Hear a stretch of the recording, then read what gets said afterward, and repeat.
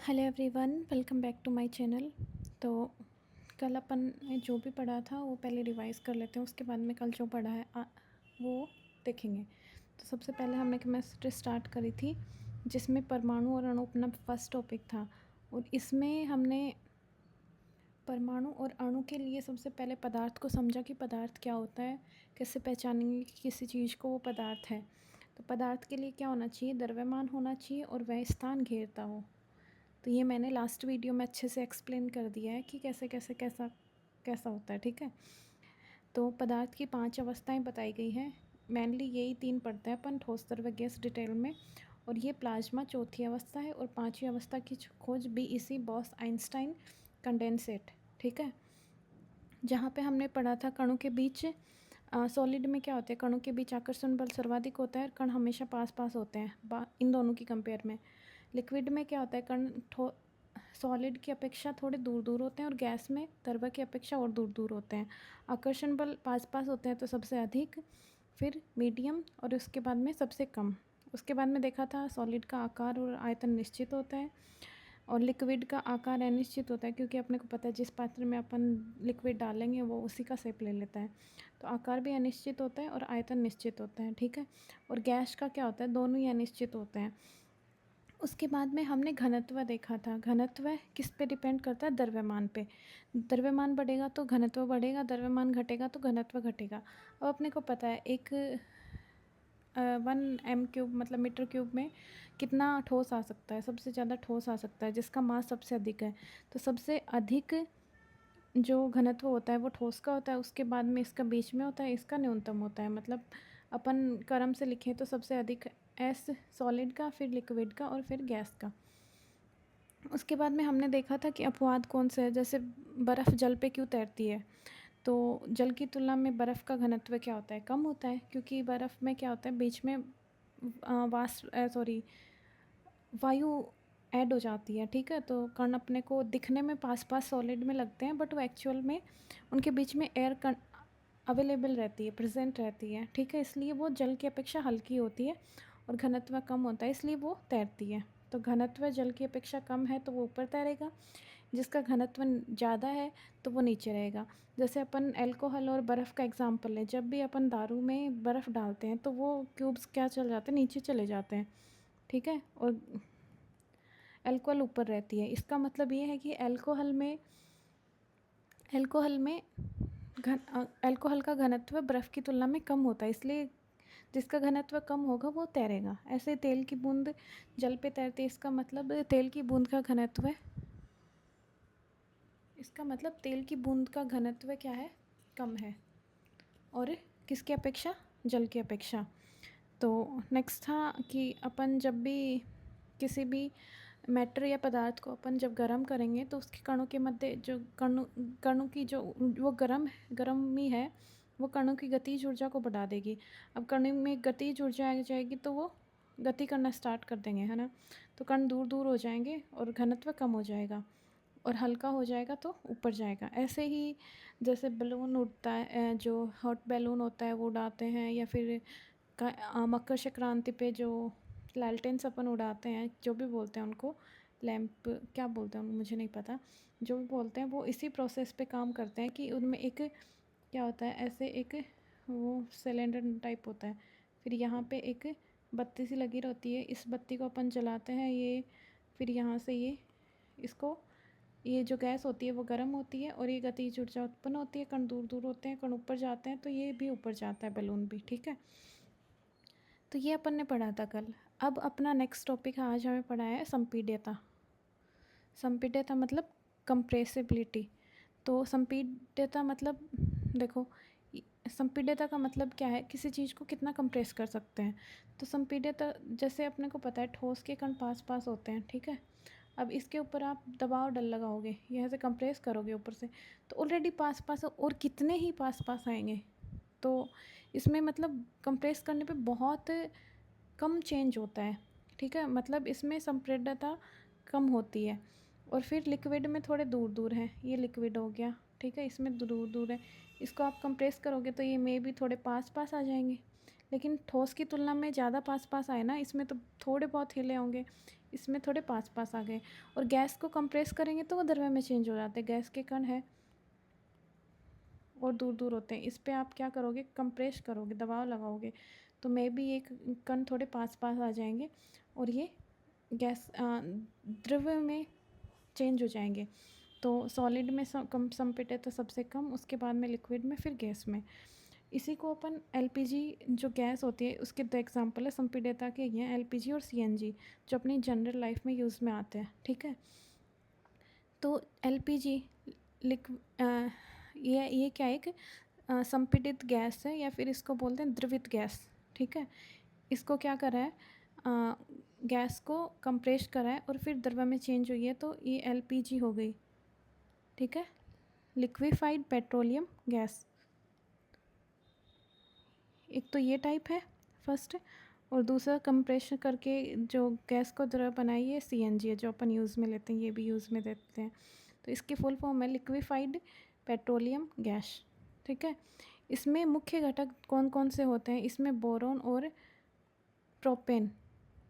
Boron और propane, अब मेरे को मतलब एलपीजी अपने मतलब एलपीजी यूज़ में लेते हैं, उसके दाम बढ़ रहे हैं फ़िलहाल, तो सर ने बताया था कि दाम बढ़ते हैं तो अपनी बीपी भी बढ़ती है। तो ऐसे करके याद कर सकते हो आप कि एलपीजी में बीपी होता है आइसो बीपी। ठीक है, आइसोबोरेन और प्रोपेन। ठीक है, ये दो इसमें घटक होते हैं मुख्य। तो इस पे क्वेश्चन बन सकता है कि बोरोन और प्रोपेन है वो किसके घटक हैं, सीएनजी के, एलपीजी के। तो एलपीजी के होते हैं। ठीक है, मुख्य घटक।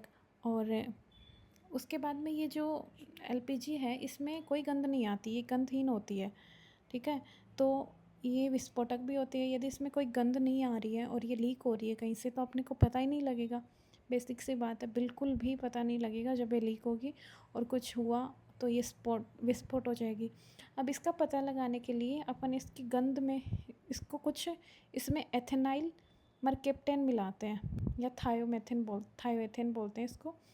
एथेनाइल मरकेप्टेन या फिर थायोएथेन मिलाते हैं, जिसकी वजह से इसमें गंध आती है और अपने को पता चल जाता है कि एलपीजी क्या हो रही है, लीक हो रही है। तो एलपीजी की फुल फॉर्म होती है लिक्विफाइड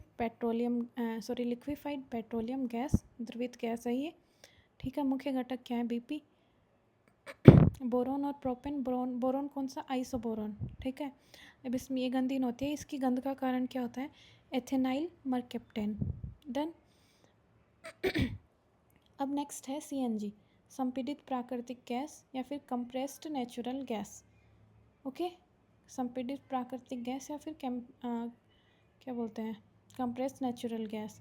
इसका मुख्य घटक क्या होता है, मेथेन होता है, मीथेन या मेथेन, CH4। ठीक है,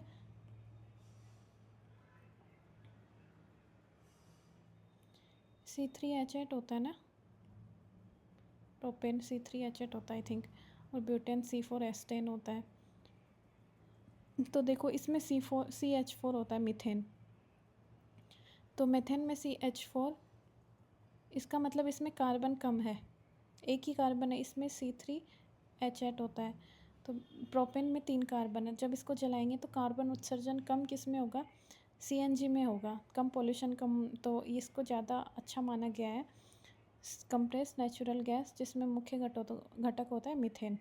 अब देखो CNG LPG की तुलना में श्रेष्ठ है क्योंकि कम प्रदूषण करती है, हल्की गैस है। ठीक है, मैंने बताया ना CNG ज़्यादा है, मतलब ज़्यादा अपने लिए लाभदायक है, क्योंकि ये जब जलेगी तो ये इसमें प्रदूषण कम होगा, कार्बन कम उत्सर्जित होगा, क्योंकि इसमें कार्बन का एक ही घटक है CH4, C1H4, इसमें C3H8। ठीक है, तो यहाँ तक किसी को प्रॉब्लम हो तो कमेंट करना। नेक्स्ट है डिफ्यूजन या फिर विसरण। इसका मतलब होता है डिफ्यूज़न, विसरण या फिर फैलना। तो जैसे ही मैंने बताया था ऊपर वाले इसमें कि अपन टेम्परेचर देते हैं किसी भी पदार्थ को, उसके कणों की गतिज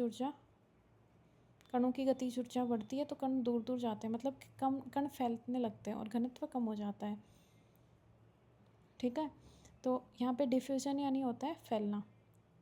सॉलिड, अब इसके कणों को आप गतिज ऊर्जा दोगे तो सबसे कम इसके कण फैलेंगे सॉलिड के, क्योंकि इसके कणों के मध्य आकर्षण बल होता है वो बहुत ज़्यादा होता है, कण बहुत पास पास होते हैं, तो ये फैलेंगे भी ना तो भी थोड़ा ही फैलेंगे। जैसे ये हो गया, ये एक सॉलिड है, इसके कण पास पास हैं, इनके मध्य आकर्षण बल सबसे अधिक होता है।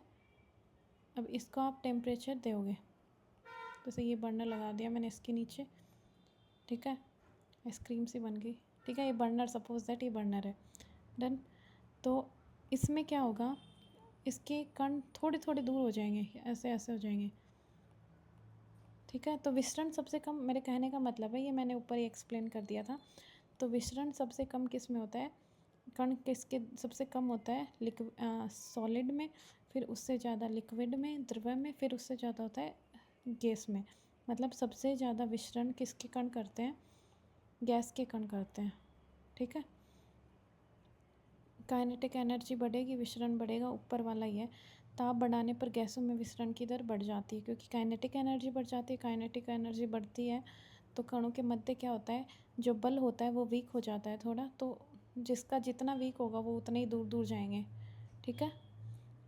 जो पदार्थ हल्का होता है, मतलब जिसमें मास कम होता है, द्रव्यमान कम होता है, उसके विसरण की दर ज़्यादा होती है। ये तो सीधी सी बात है भाई, गैस इतने में गैस सबसे कम है, इसमें इतने एरिया में, इतने आयतन में गैस सबसे कम आएगी, और सॉलिड सबसे ज़्यादा आएगा, और द्रव्य उससे मीडियम आएगा, ठीक है। अब इसमें सबसे कम आएगी, इसमें टेम्परेचर लगाएंगे अपन नीचे से, ठीक है। तो क्या होगा, इसके कण और दूर दूर होंगे, डन। तो जो पदार्थ हल्का होगा उसकी विसरण की दर भी क्या होगी, उतनी ही ज़्यादा होगी, मतलब वो और हल्का हो जाएगा।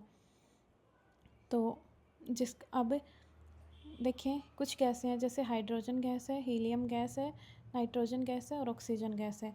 तो सबसे भारी गैस होती है ऑक्सीजन, और सबसे हल्की गैस होती है हाइड्रोजन, फिर होती है हीलियम, फिर होती है नाइट्रोजन, फिर होती है ऑक्सीजन। तो ये अपने को याद रखना है, ऐसे क्रम पूछ सकता है ऑप्शन बना के कि इनमें विसरण की दर क्या है, तो अपने को पता होना चाहिए। ऐसे दे देगा, हाइड्रोजन, हीलियम, नाइट्रोजन, ऑक्सीजन में विसरण की दर कौन से में सबसे ज़्यादा है, क्या इसकी विसरण की दर इसकी तुलना में ज़्यादा है या कम, ऐसे स्टेटमेंट बना के दे सकता है, ठीक है।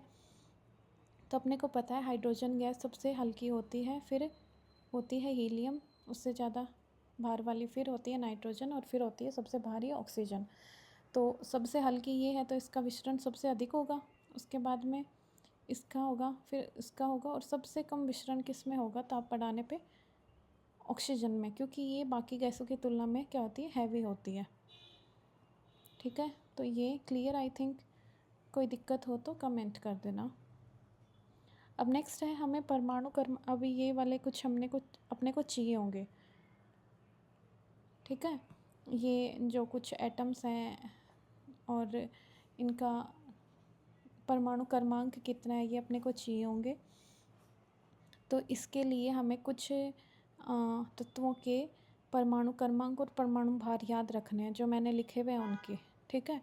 20 तक हमें तत्व याद होने चाहिए, जैसे पहला hydrogen, helium, lithium, beryllium, boron, carbon, nitrogen, oxygen, fluorine, neon, sodium, magnesium, aluminium, silicon, phosphorus, sulphur, chlorine, argon, potassium, calcium.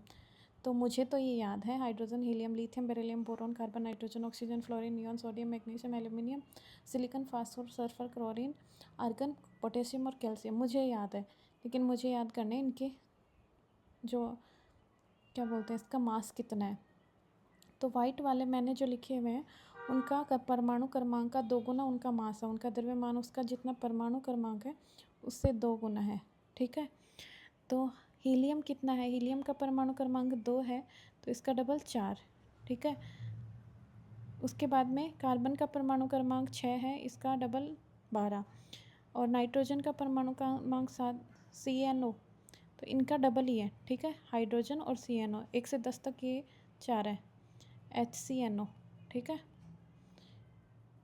Hydrogen, carbon, nitrogen, oxygen, इसको याद रख लो, HCnO, ओके। तो इनका जो परमाणु भार है वो इनके परमाणु क्रमांक से 2 गुना है। सॉरी हाइड्रोजन नहीं आ रहा है इसमें, ओनली HECnO आ रहा है। मैंने हाइड्रोजन का तो एक ही होता है ना, हाइड्रोजन का एक ही होता है, हीलियम HECnO, ठीक है।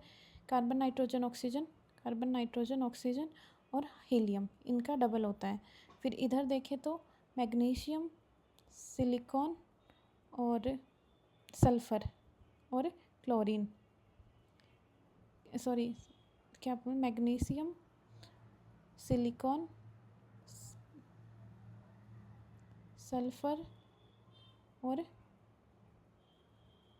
कैल्शियम, ठीक है, Ca कैल्शियम, इनका क्या हो गया, डबल हो गया, 12, 28, 32 और 40, ठीक है। ये Mg, सिलिकॉन, Ss मतलब Mg, सिलिकॉन, सल्फ़र और क्लोरीन, क्लोरीन नहीं कैल्शियम, सॉरी कैल्शियम, ठीक है।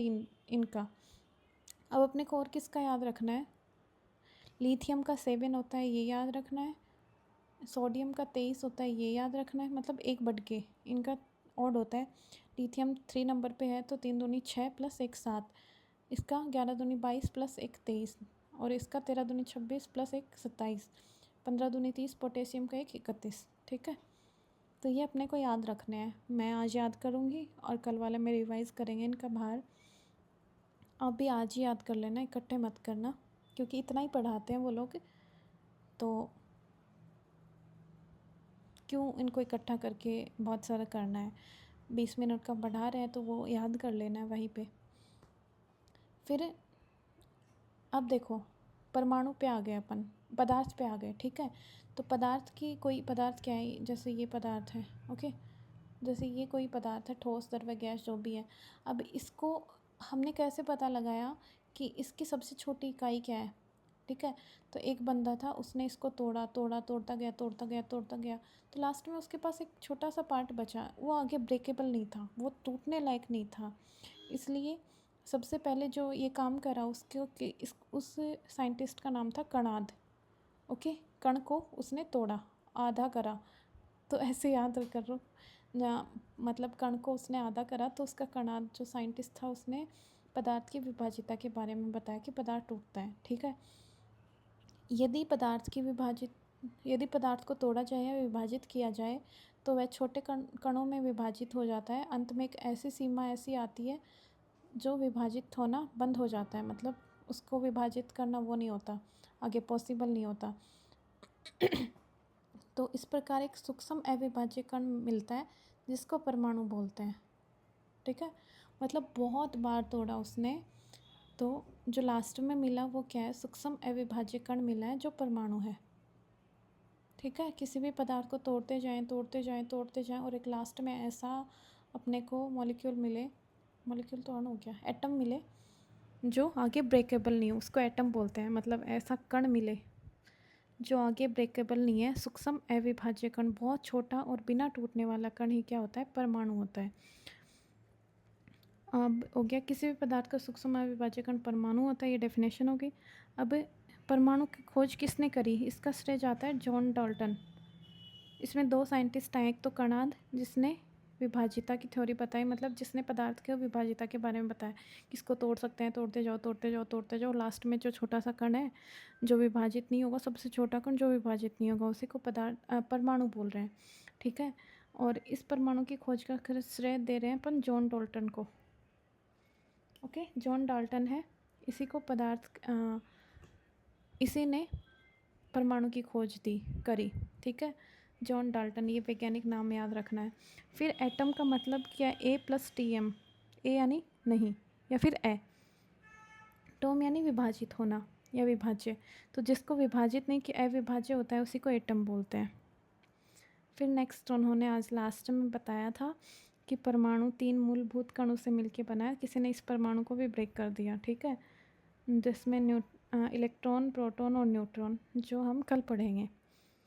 तो आज इतना ही पढ़ाया है, कल मिलते हैं, बाय बाय।